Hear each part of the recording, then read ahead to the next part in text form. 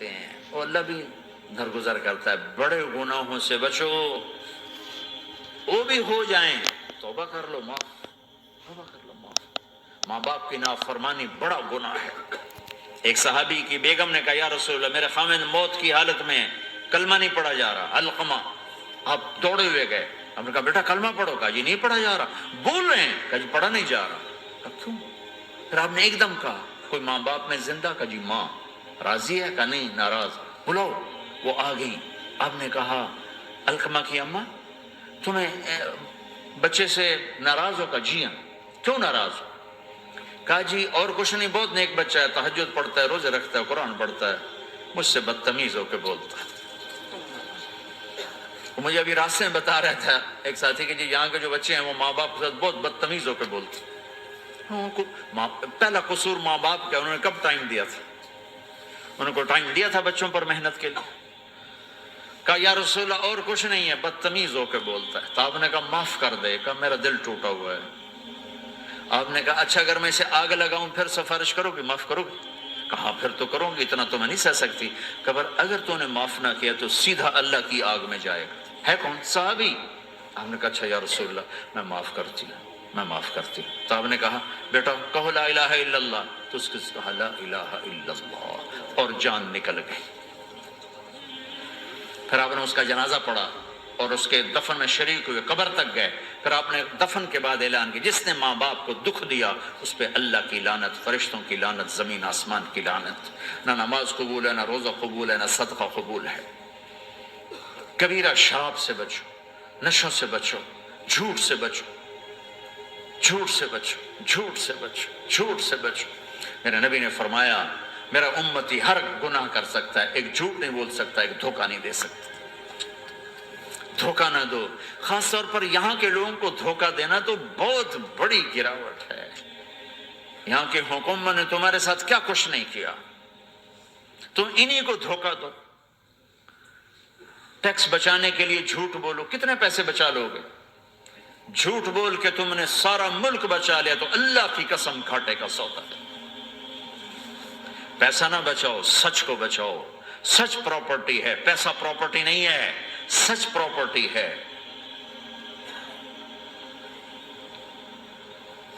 ہمارے ملکوں میں تو لوگ ٹیکس نہیں دیتے کہ حکومتیں کچھ لگاتی ہیں کچھ کھا جاتی ہیں. یہاں تو سارا تم پہ لگاتے ہیں. کیوں جھوٹ بولتے ہو؟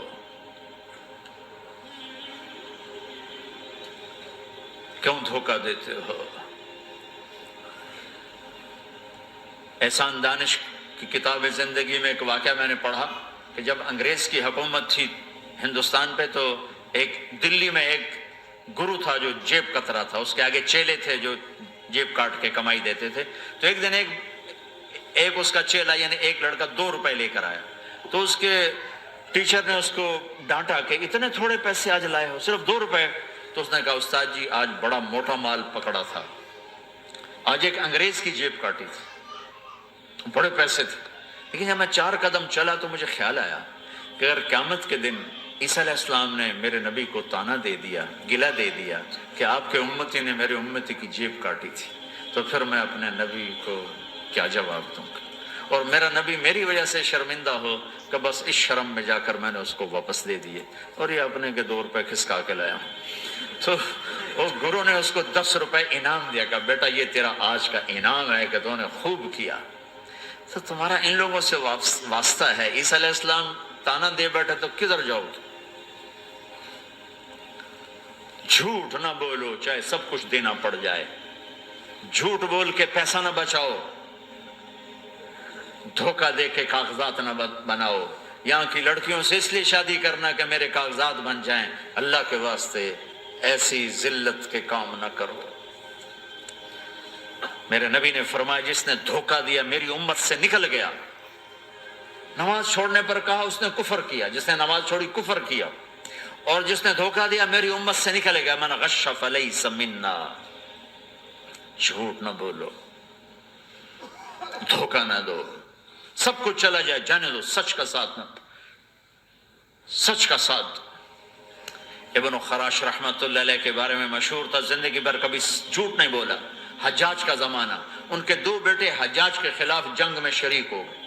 پھر ان کو شکست ہوگی، وہ بھاگ گئے، پھر چھپتے چھپاتے گھر پہنچ گئے، سی آئی ڈی نے بتایا کہ وہ گھر آ گئے، تو حجاج نے کہا آج ابن خراش کا امتحان لوں گا، ان کو بلا لیا، کہنے لگا ابن خراش، وہ تیرے 2 بیٹے ہمارے خلاف جنگ میں شریک ہوئے تھے، وہ پہ بھاگ گئے تھے، ان کی کوئی خبر ہے کہاں ہے؟ تو انہوں نے مسکرا کر فرمایا کہ حجاج، زندگی موت تو اللہ کے ہاتھ میں، گھر آ چکے ہیں، گھر میں ہیں، ابھی کہیں چھوڑ کے آئے ہوں۔ تو حجاج نے کہا تیرے سچ پر تیرے بیٹے تجھے ہدیہ کرتا ہوں، اگر تو جھوٹ بولتا تیرا سر بھی اڑا دیتا، تیرے بچوں کا سر بھی اڑا دیتا، تیرے سچ پہ تجھے تیرے بیٹے تحفہ دیتا۔ مسلمان جھوٹ نہیں بولتا، چند پاؤنڈ کی خاطر تم کاغذات میں ہیرا پھیری کرو، ڈرو اس دن سے جس دن اللہ کے سامنے کھڑا ہونا ہے۔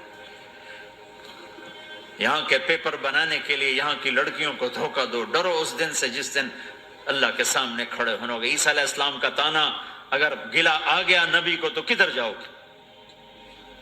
سچ کے ساتھی بنو، سچ کے ساتھی بنو، سچ کے ساتھی بنو۔ ٹیکس دینا پڑے دو، دینا، تم پہ خرچ ہوتا ہے، ایک طرف 4 پیسے ہیں، ایک طرف سچ ہے، کہ مسلمان سچ بولتا ہے، جھوٹ نہیں بولتا۔ ایک دفعہ سہارنپور میں جھگڑا ہو گیا، ایک جگہ تھی ہندوؤں کی، مسلمانوں نے قبضہ کیا ہوا تھا، تو ہندوؤں نے کیس کر دیا، انگریز کا زمانہ تھا، عدالت، وہ مسجد بنانا چاہتے تھے، ہندو مندر بنانا چاہتے تھے، تو دونوں طرف بات تپی ہوئی، تو آخر وہ جج نے کہا بھائی کوئی ایسا آدمی ہے، ہندوؤں سے کہا، جو گواہی دے دے تو اس کی گواہی تم قبول کر لو گے؟ اور مسلمانوں سے بھی پوچھا، تو ہندوؤں نے کہا جی ہاں، مفتی مظفر حسین صاحب اگر گواہی دے دیں کہ زمین مسلمانوں کی ہے تو ہم دے دیں گے۔ تو مسلمان بڑے خوش ہو گئے، مفتی مظفر تو آخر مسلمان ہے تو ہمارے حق میں گواہی دے گا، تھا ان کا قبضہ ناجائز۔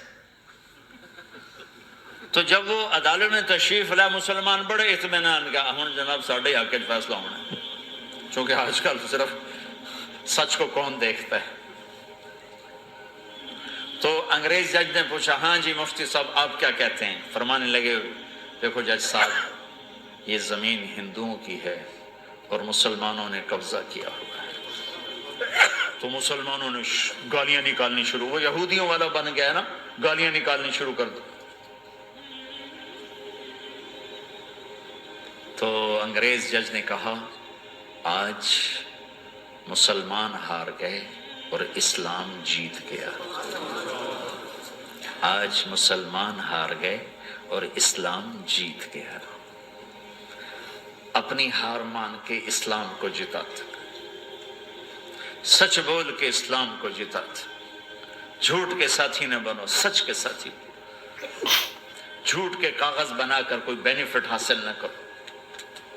میں نیوزی لینڈ گیا، میں حیران ہو گیا، 1 ہفتہ میں رہا، ڈپریشن کا شکار رہا کہ مجھے بتایا گیا کہ پورے نیوزی لینڈ میں ایک آدمی جھوٹ نہیں بولتا سوائے پاکستانیوں کے، بنگالیوں کے اور انڈین۔ جو بنگالی، جو پاکستانی، جو انڈین پہنچے یہ جھوٹ بولتے ہیں، ہیرا پھیری کرتے ہیں، ان میں ایک آدمی جھوٹ نہیں بولتا۔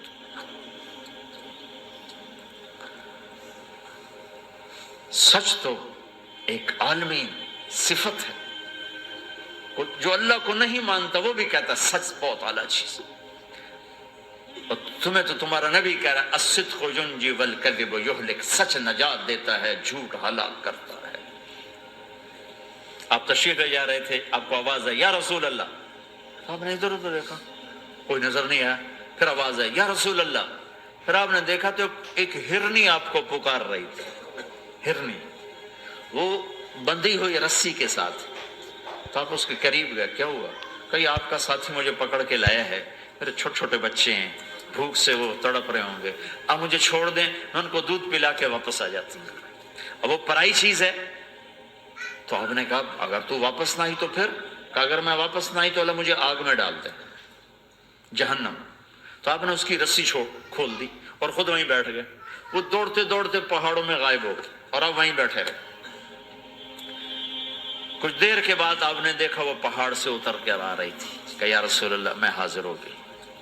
تو آپ نے اس کو رسی سے باندھ کے وہیں کھڑا کر دیا اور خود وہیں بیٹھ گئے۔ تھوڑی دیر ہوئی تو وہ آ گئے شکاری جو نے شکار کیا تھا. تو آپ نے کہا، ان کا نام کوئی نہیں موجود، تو آپ نے کہا میرے بھائی میری ایک درخواست ہے، آپ پوری کریں گے؟ کہا یا رسول اللہ کیوں نہیں؟ کہا یہ ہرنی مجھے ہدیہ کر دو. کہ یا رسول اللہ سب کچھ آپ کا ہے. کہ بس مجھے ہرنی چاہیے. کہ آپ لے لیں. تو آپ نے اس کی رسی کھولی. کہ جا بیٹی اپنے بچوں کے پاس موج کر. سچ نجات دیتا ہے، جھوٹ ہلاک کرتا ہے. تو اس نے یوں آپ کے سامنے سر جھکایا شکریہ کا، اور 4 قدم دوڑی، پھر پیچھے مڑی، پھر آپ کو دیکھا، پھر یوں سر جھکایا، پھر آگے گئی، پھر تھوڑی دور گئی، پھر یوں پیچھے مڑی، پھر آپ کو دیکھا، پھر یوں سر جھکایا، پھر جہاں تک وہ نظروں سے اوجھل نہیں ہوئی وہ آپ کو مڑ مڑ کے یوں سلام کرتی گئی. سچ تو ایک ہرنی کو نجات دے گیا، تمہیں نہیں دیکھا. تمہیں کس پاگل نے کہا جھوٹ بول کے پیسہ بچاؤ، جھوٹ بول کے کاغذ بناؤ، دھوکے دے کے پیپر بناؤ؟ اللہ کے واسطے اس حقارت والی سوچ سے نکلو. انسانیت پر داغ نہ بنو. ان کے قدردان بنو جنہوں نے تمہیں پاسپورٹ دیے، جنہوں نے تمہیں تعلیم کے مواقع دیے، تمہیں ہر شے میسر کی، اور آخری ممکن حد تک تمہیں ظلم سے بچانے کی کوشش کی.